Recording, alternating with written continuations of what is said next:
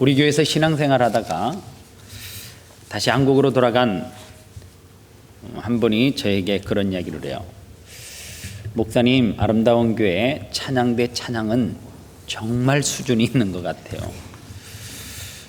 그리고 나서 어느 날 제가 교회 홈페이지에 들어가서 제 설교의 조회수와 성가대 조회수를 보니까 제네께 많아요. 와, 정신 차려서 설교해야 되겠다.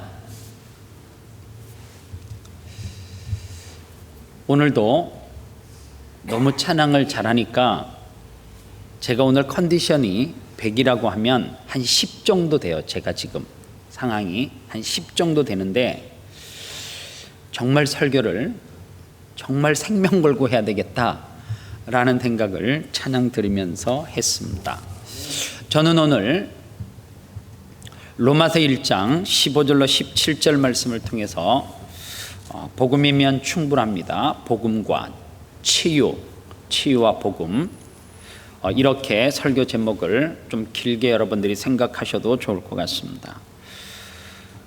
한 교회를 담임하고 있다라고 하는 것은 상당한 부담감이 있는 게 사실입니다. 왜냐하면 성도들에게 전화가 걸려올 때에 참 부담감을 많이 가져요. 받을까 말까 고민을 많이 해요. 그런데 결국에는 받아요. 받고 나면 여러 가지 부탁과 요청을 해요. 힘든 이야기를 많이 해요. 어느 날은 제가 몸이 너무너무 몹시 아픈데 또다시 아파서 너무너무 힘든 이야기를 저에게 할 때는 그냥 내가 그 아픔까지 걸머쥐고 그냥 내가 확 죽었으면 좋겠다 이런 생각을 할 때가 있어요. 자녀 때문에 너무너무 힘들어서 저에게 기도 요청을 할 때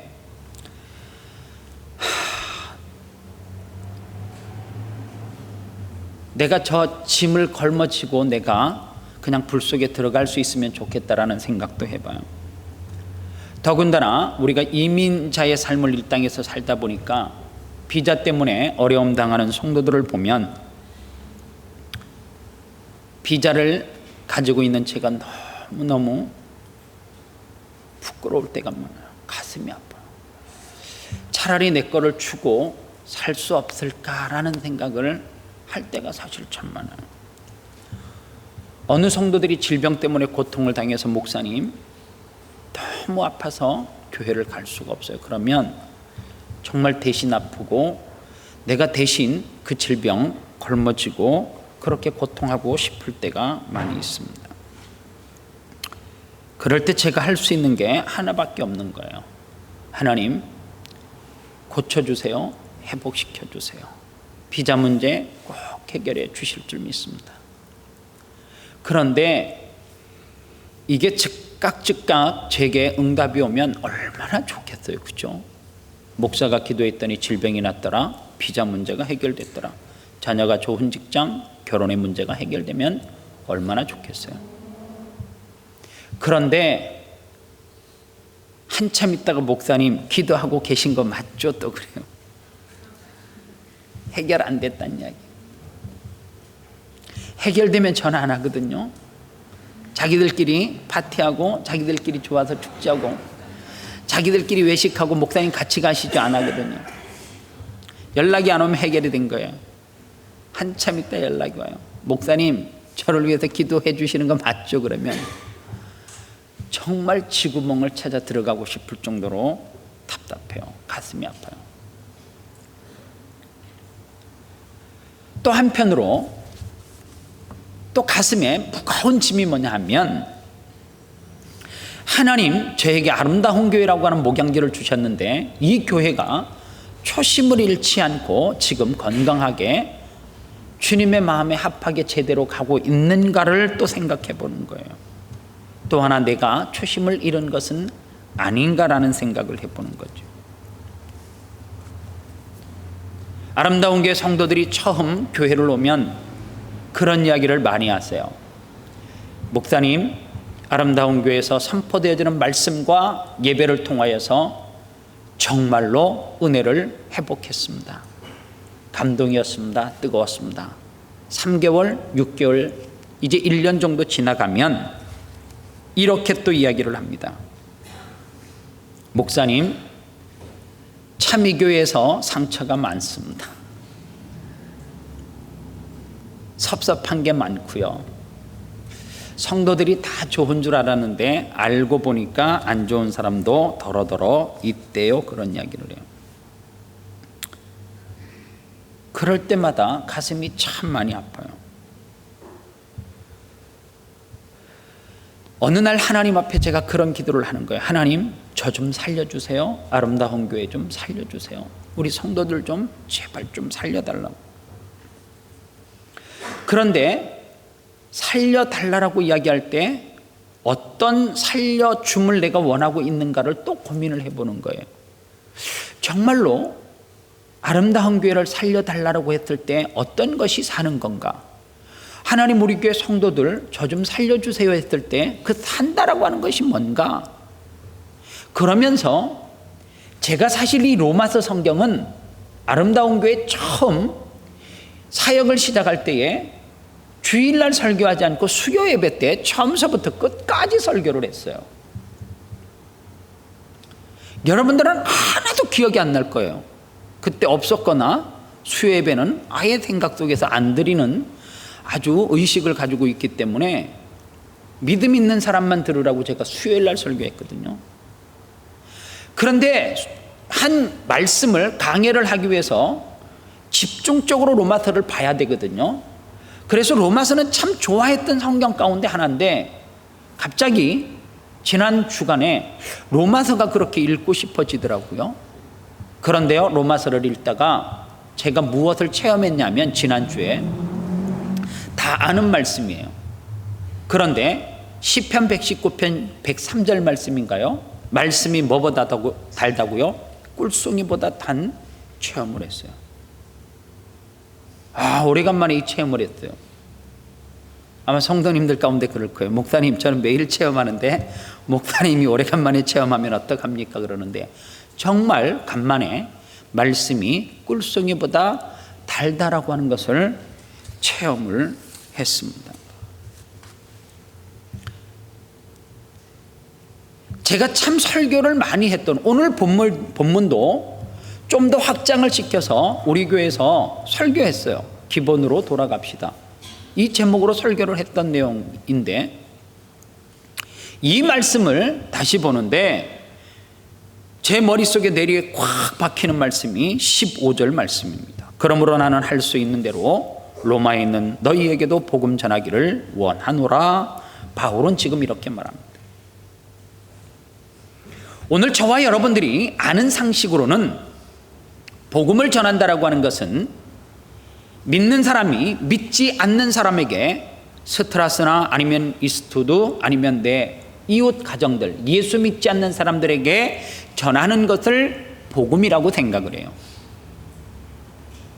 그런데 참 놀라운 것은 복음을 전하면서 복음의 엑기스, 복음이란 이렇게 말하면 뭔지 잘 몰라요.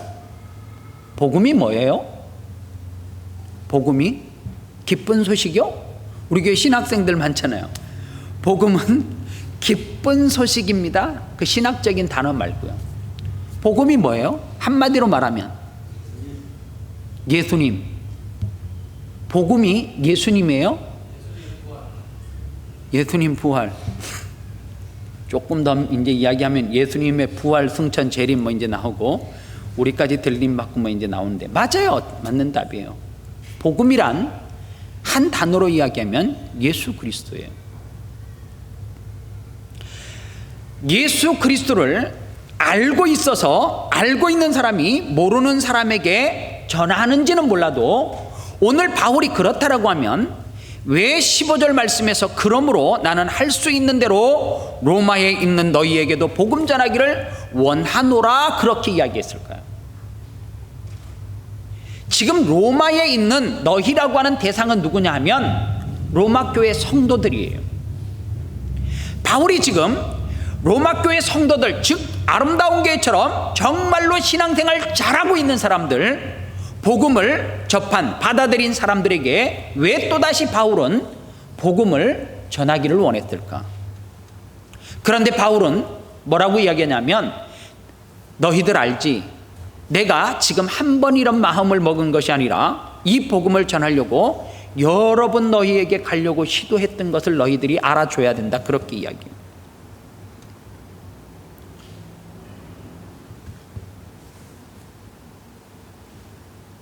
저는 이런 부탁을 간혹 듣습니다. 목사님, 국제잖아요. 우리 할머니가 예수 안 믿는데 돌아가시기 직전이에요. 지금 병원인데, 목사님, 내가 전화 바꿔 드릴 테니까 우리 할머니에게 복음을 전해주세요. 그래요. 우리 교회 성도들 가운데도 그래요. 목사님, 제발 우리 부모님에게, 내 남편에게 복음을 전해주세요. 이런 사람은 단 한 명도 못 봤어요. 목사님, 우리 언니가 권사님인데 복음 좀 전해주세요. 한 명도. 목사님, 우리 아빠가 장로님인데 복음 좀 전해주세요. 한 명도 없어요. 장로님이나 권사님들은 다 복음을 접했고 필요 없다라고 하는 고정관념이 있기 때문에 그래요. 그런데 왜 바울은 신앙생활 잘하고 있는 로마교회 성도들에게 복음을 전하려고 했는가? 오늘 성경 로마서는 갈라디아서와 고린도 전후서를 쓰고 난 이후에 쓴 성경이에요. 갈라디아 교회, 고린도 교회는 너무너무 여러분들이 잘 아듯이 건강하게 성장하고 부흥한 교회입니다. 그리고 로마 교회도 마찬가지고.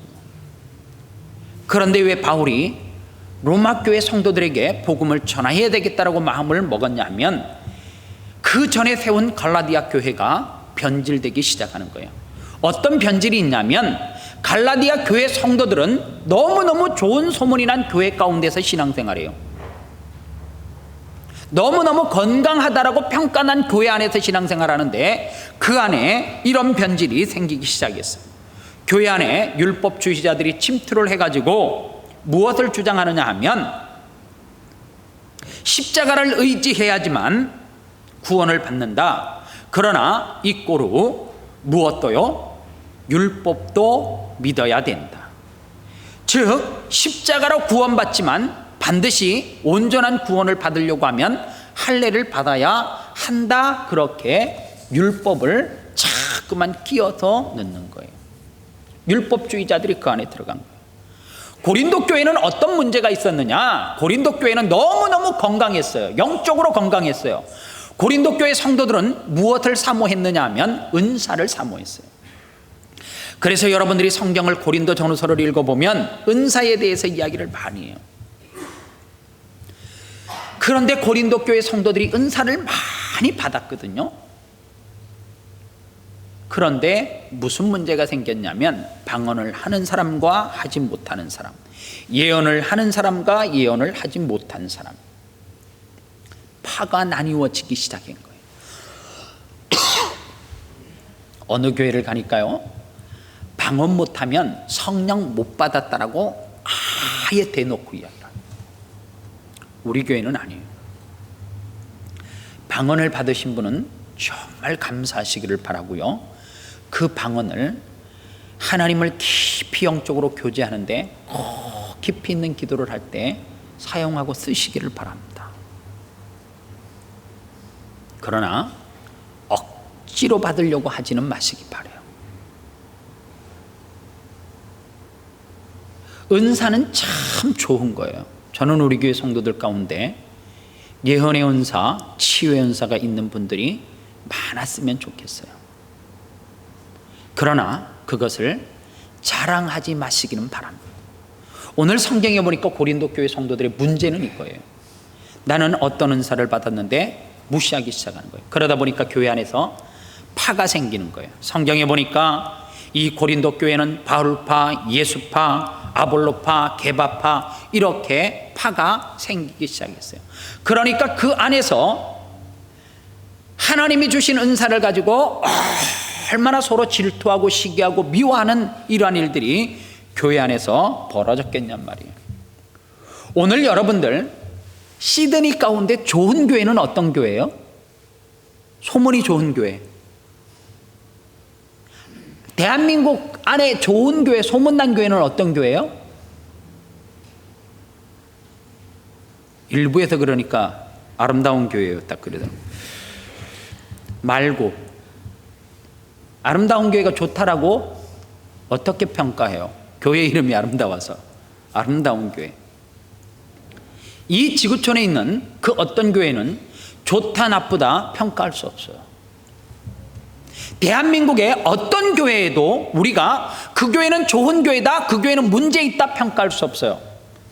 우리는 그것을 단정지어서 평가할 수 있는 자격이 우리에게 없어요. 그러나 성경에 보니까 예수님께서 한 교회를 모델로 들어서 이 교회는 이런 교회다라고 평가한 교회가 요한계시록 3장 1절에 보니까 4대 교회라고 하는 교회를 통하여서 명확하게 예수님이 이 교회는 이런 교회다라고 평가를 해놓았어요. 4대 교회 사자에게 편지하라. 하나님의 7영과 7뼈를 가진 이가 이르되 내가 내 행위를 아노니 내가 살았다는 이름을 가졌으나 죽은 자로다. 성경은 이렇게 말합니다. 4대 교회, 그 당시에 너무너무 건물도 아름답고 성도들도 아름답고, 그래서 수년 동안 4대 교회는 사람들의 입에서 참 좋은 교회다라고 평가가 난 교회입니다. 사람들은 4대 교회를 어떻게 평가했냐면 살아있는 교회다 그렇게 평가했어요. 그런데 주님은 뭐라고 이야기하냐면 살아는 있는 것 같으나 실상은 죽었다 그렇게 평가하는 거예요. 오늘 주님께서 이 지상에 교회들을 향해서 너희들이 볼 때에 살아있는 교회 같으나 그러나 실상은 죽어있는 교회일 수 있다라고 평가할 수 있다는 거예요. 오늘 그런 의미에서 살아있는 교회, 죽어있는 교회는 어떤 교회예요? 오늘도 살아있는 교회는 예수 그리스도의 복음이 매일매일 삶 가운데, 예배 가운데, 그들 심령 가운데 들어가서 그 복음이 역사하는 교회 개인은 살아있어요. 그러나 반대로 나는 10년 전에 5년 전에 복음을 받아들였기 때문에 나는 더 이상 복음이 필요 없어라고 하는 그 사람, 그 교회는 실상은 살아있는 것 같지만 죽었다 그렇게 말할 수 있는 거예요. 오늘 교회 가운데 복음을 듣지 못해가지고 얻게 되는 고질병이 있어요. 그 중에 하나가 뭐냐 하면 교만입니다. 내가 교만한가 안 교만한가는 간단하게 진단을 할 수가 있어요. 교만한 사람, 비판하고 비난하고 정죄하고 손가락질하고 내 주장만, 내가 생각하는 것만 정답이라고 말하는 거 교만한 거예요.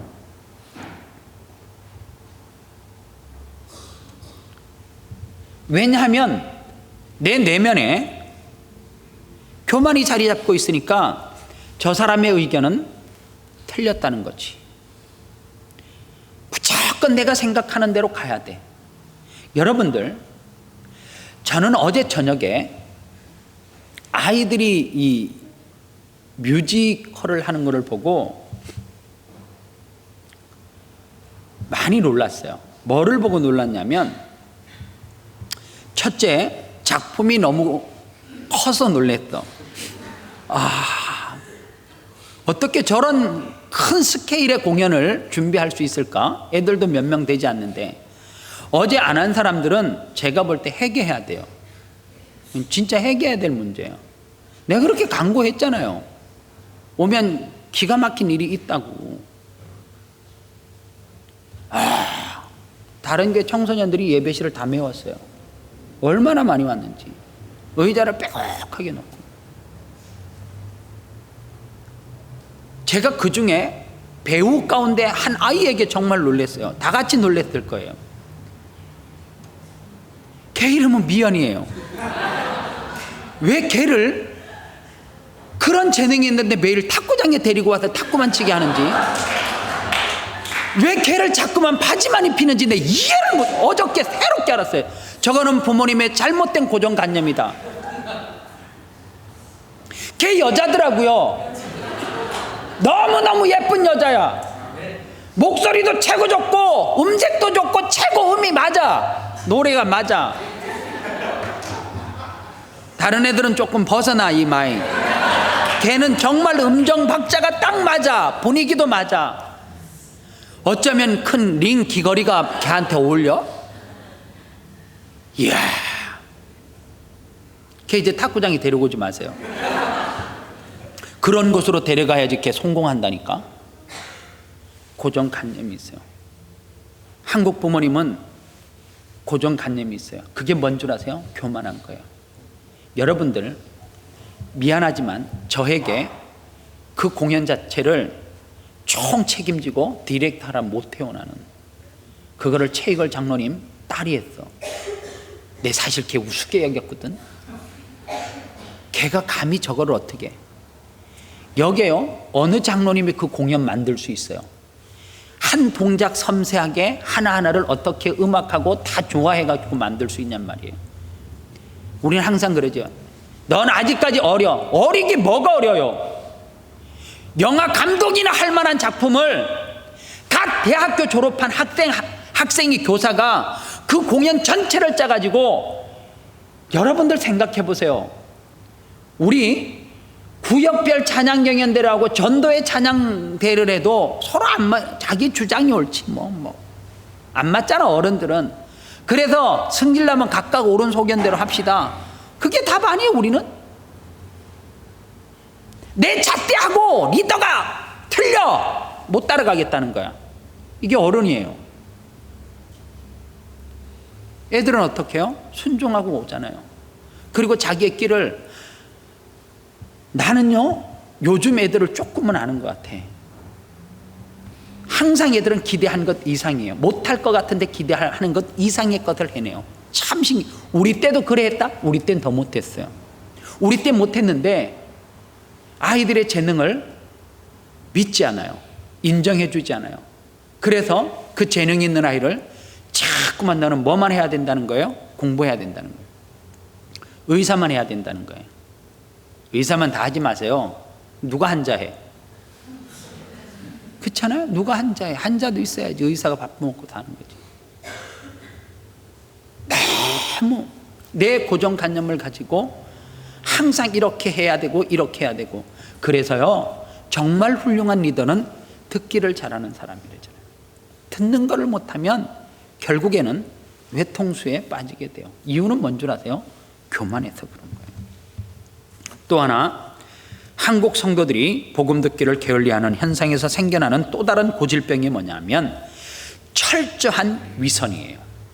여러분들 춘천에 한마음교회라고 하는 교회가 있어요. 참 아름다운 교회예요. 이 교회 성도들의 특징이 뭐냐면 간증을 참 잘해.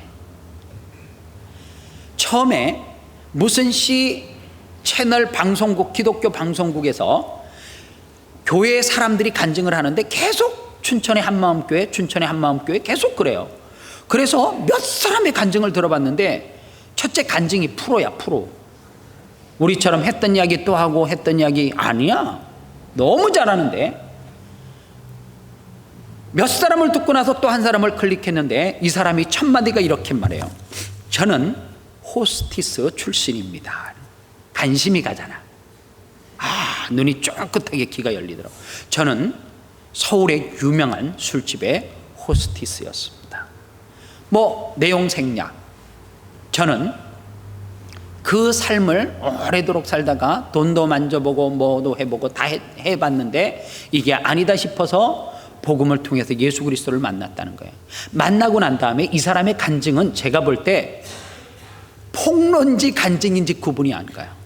무슨 이야기를 하냐면 제가 호스티스로 있을 때에 저희 술집에 고객들이 있었는데 크리스찬들이 많았다는 거예요. 순간 또 찔리죠. 강남의 술집이라는데 술이 조금 들어가면 술잔을 들고 이런다는 거예요. 김장로 한잔 하게. 김집사 한잔 받게. 처음에 그게 뭔지 몰랐대요. 아, 저 사람은 집을 많이 샀구나. 아, 뭐 이렇게 잘못 들으면 저 사람이 무슨 장롱 공장을 하는가? 뭐 이렇게 생각을 했는데, 그리고 가까운 교회를 등록하고 교회를 나간데, 그 교회는 참 큰 교회였는데 그 김장로가 거기에서 안내하고 있고 한날은 대표 기도를 하더래요.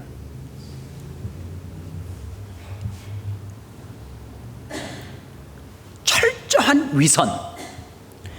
교회에서는 거룩한 척하고 교회 밖에서는 철저하게 위선자의 삶을 살아가고 있는 이 모습들.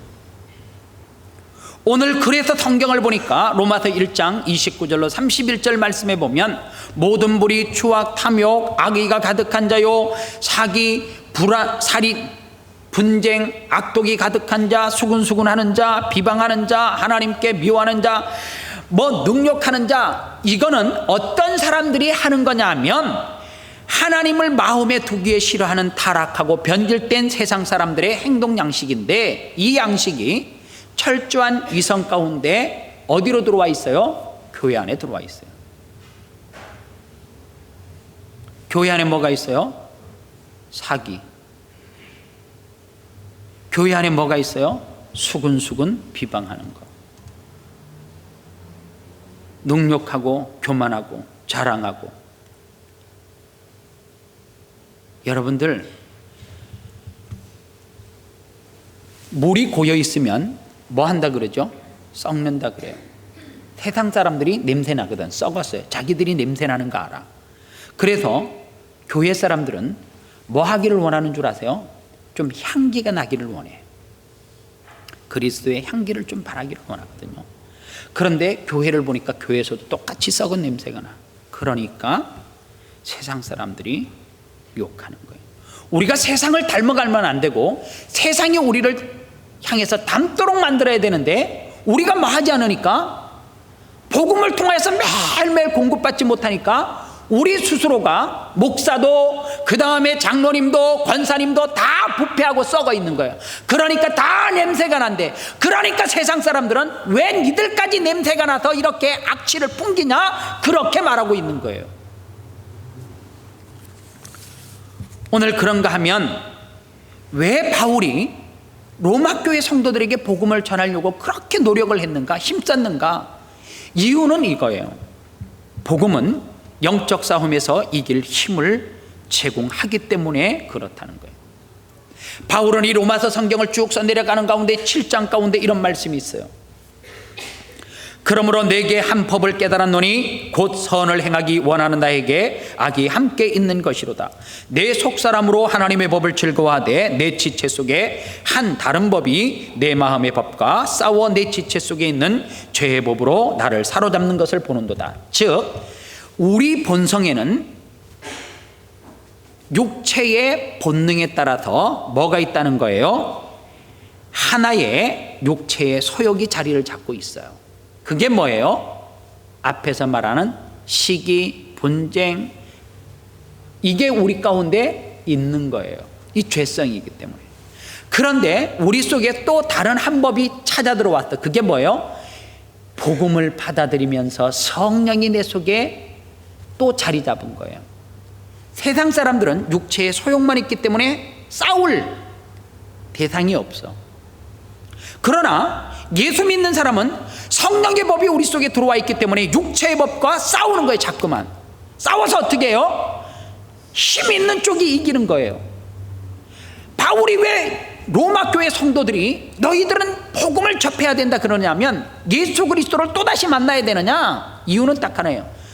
성령의 법이 계속해서 공급이 되어질 때, 하나님의 은혜가 공급이 되어질 때 너희들은 육체의 소욕을 이길 수 있는데, 이 법이 중단이 되면, 복음이 너희 속에서 계속해서 공급되어지지 않으면 너희들은 결국에 육체의 소욕 때문에 그것으로 통하여서 성령의 법이 작아져서 일하지 못해서 결국에는 넘어지고 진다는 이유.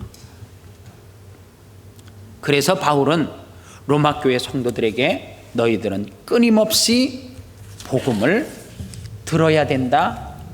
복음을 듣는 데서 그치지 않고 일하셔야 된다. 여러분들, 복음이 뭔 줄 알았으니까. 복음이 예수 그리스도라 그랬잖아요. 십자가가 복음이 아니에요. 옛날에 드라큘라 영화를 보면 드라큘라가 사람에게 딱 다가와요. 그래서 목을 뜯어가지고 이제 피를 빨아먹으려 할 때 십자가가 딱 있어요. 그러면 과거의 드라큘라는 십자가만 보면 도망가. 뉴 드라큘라. 십자가를 딱 내보여. 촥 이러면 치워. 빨아가지고 다 먹어. 그게 복음적인 메시지야. 그게 정확한 복음이에요. 십자가 자체는 능력이 없거든. 아무리 십자가 가슴에다가 붙이고 손가락에다가 금에다가 십자가 새겨가지고 배지 붙이고 목걸이 해가지고 무슨 백날 해도 거기에 능력이 없어요. 십자가가 능력이 있다라고 하는 것은 예수 그리스도께서 그 십자가를 걸머지고 죄의 짐을 걸머지고 죽으셨기 때문에 저게 예수 그리스도 이꼬로 십자가 될 때 능력이 있다는 거지, 저 자체는 힘이 없어요. 저 자체는 힘이 없어요. 저거는 한낱 나무 조각에 불과한 거예요. 여러분들 마음적으로 그래서 우리는 참 유교적인 이 사상을 버려야 돼. 철저하게 버려야 돼요. 유교적인 사상이 뭐예요? 몸에다 뭐를 지니고 다니는 거예요. 그거를 부작이라 그래요. 몸에 지니고 다닐 수가 없으니까 집에는 부적을 붙여놓잖아요. 생각해 보세요. 동태새끼 한 마리에다가 실 꾹꾹 묶어가지고 부적 갖다가 몇백 원짜리 사다 놓고 몇천 원짜리 갖다가 놓으면 가게가 잘 돼? 그럼 나는 우리 교회 성도들도 그래 하라 그런다. 그게 잘 되면. 기사님 그래 하세요. 네 한다. 올리브 브라운 초콜릿 카페에 동태 3마리에다 내가 걸으라 하지. 벽에다가 뭘 또 넣어준대. 잠 잘 오는 뭐 가위 안 눌리는 부적이 있대. 그거 다 뻥이야. 그거 다. 벽에 안에 십자가 넣어봐요. 잠이야 오나 안 오나 똑같이